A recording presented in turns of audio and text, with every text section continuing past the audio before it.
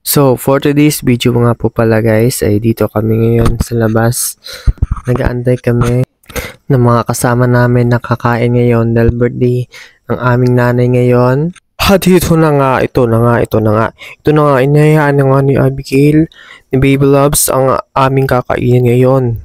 Habang wala pa ang birthday celebrator, ito na nga, dumating na nga aming celebrator ngayon. At sabi ko naman sa aking mama ay, wow, mayroon ng tagabagbayad ng aming kakainin ngayon. Charot! At ito nga si Papa, tumatago-tago pa sa tricycle. Akala mo naman magbayad. At yun na nga, pumasok na nga sina Mama at ang aking kapatid sa room na pagkakainan namin. At ito na nga. At ito nga, medyo hindi sila na-surprise dahil konti lang ang handa. Charot! At ito na nga, may dala silang extra rice na galing sa bahay. Ayan nga, pagkaya lang oras ay pumasok na rin si Papa. Halatang gutom na din siya. Takam na sa mga pagkain nakikita niya. At pagkaupo nga ni Papa ay agad na siyang kumuha ng sabaw at humigop ng sabaw. Habang si Papa naman ay kumakain, si Mama naman ay nagsuto ng salamin.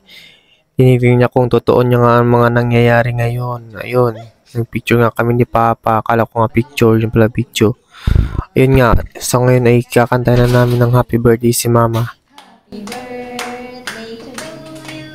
I-forward mo sa akin yung mamaya. Happy birthday to you. Oh yeah. Happy birthday, happy birthday, happy birthday to Mama. you. Make a wish. Yun lamang guys at maraming salamat.